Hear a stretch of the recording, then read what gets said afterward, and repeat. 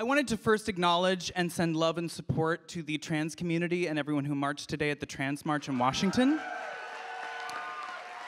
There is an epidemic of murders of black trans women. This is a crisis that needs to be seen and heard and acknowledged by the highest levels of power and influence in this country and around the world.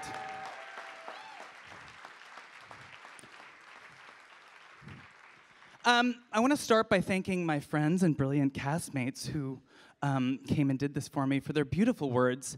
I'm beyond touched. I really am. Even if those words and their appearance here tonight were built into their Schitt's Creek contracts.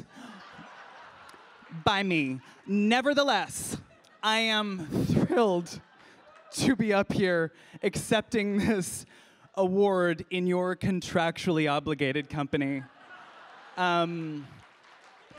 In all seriousness, I love you all very much, and thank you so much for doing this for me. This is tough. I'm very honored to have you all up here tonight. Noah, thank you so much for the character of Patrick and bringing him to life with such heart and skill and compassion. Okay. I want to thank GLAAD and Sarah Kate Ellis for this incredible honor. We're Canadian, so we don't accept things like this well. Standing up here, it's hard not to think back to a very specific time in my life when I was still in the closet. I was in high school. I had a bad faux hawk because the first Mission Impossible movie had come out, and I thought Tom Cruise was a real drink of water. When I was falling in love with my best friend, and instead of being able to do anything about it, I watched him fall in love with someone else because I didn't have the courage to act publicly on my feelings.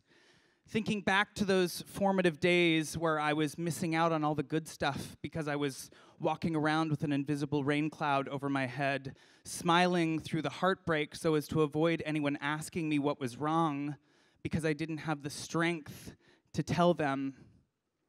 I think back to the bullying, the name-calling, the shoving, the side eyes, a guy in math class calling me a faggot, but then also telling my 2 straight girlfriends that they were lesbians because we went to Lilith Fair and that we all probably had sex with each other on weekends. To which I replied, that theory has some serious logistical flaws. Doesn't make sense. I think back to that time where I legitimately thought that I would have to live with this secret, my being gay, for the rest of my life because I didn't have the security of seeing a lot of people like myself being celebrated in popular culture. I bring this up because when I was told that I'd be receiving this honor, I immediately went back to that place and asked myself, how did I get here to this place, standing in front of all of you tonight, an out and proud gay Emmy loser?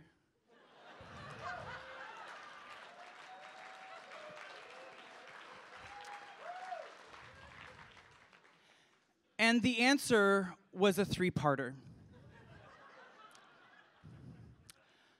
I was supported by my friends at the time, a group of very strong, funny, dazzling young women who were the keepers of my secret and the protectors of my soul, never letting the threat of high school boys who didn't know how to process my closeted gayness affect my happiness. I was encouraged by my high school English teacher who, one day after reading a long-form poem I submitted in lieu of an essay, partly because I hadn't read the book, and partly because my brain has a hard time following the rules, told me that there was something special in my writing and that I should think about pursuing it. Up until that point, I hadn't even thought about being a writer. And lastly, I was loved.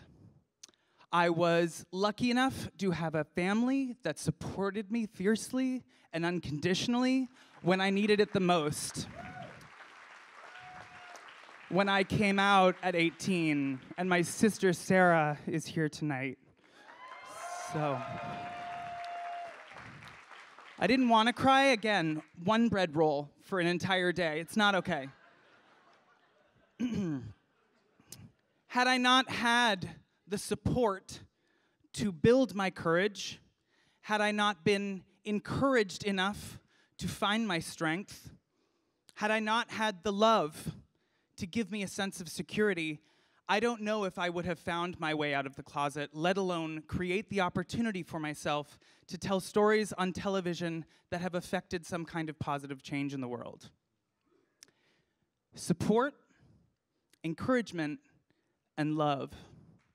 3 relatively simple acts of kindness that can change the course of a person's life. And yet, for so many members of our beautiful community, those simple, transformational acts of kindness aren't just an arm's length away. Almost 3/4 of LGBT youth say they are more honest about themselves online than in the real world. A national study found that 40% of transgendered adults have reported having made a suicide attempt. 92% of those individuals said it happened before the age of 25. The statistics are staggering and seemingly endless, which is why when I found myself in a position to tell stories on a global scale, I seized the opportunity to make a television show that might, in its own way, offer some support, encouragement, and love to those who might not have it in their homes, in their schools, or in their day-to-day lives. It was a small way of paying back the generosity that had been shown to me, while at the same time creating space on television for queer characters that I could relate to. The result was Schitt's Creek, a place where everybody fits in, where love is celebrated and people's differences are a reason to start a conversation, not end one. It's a place where my character, David, a pansexual man with really intense pants and sweaters, can fall in love with his now fiancé, Patrick, a gay man without fear of consequence. It's a place where acceptance incubates joy and creates a clarity that allows people to see themselves and each other more deeply. It's fiction, yes, but I've always been told to lead by example, and this felt like a good place to start.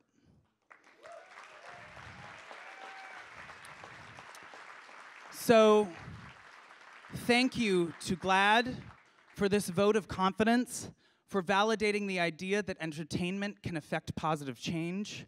I promise to continue to do my part in celebrating this radiant community in all the work that I do, big and small, and honoring the incredible work that GLAAD does on a daily basis. On that note, I would like to raise a glass to all of you for coming out here tonight and supporting and encouraging and loving this organization that does just that for so many people. This is a night I won't forget. Thank you so much.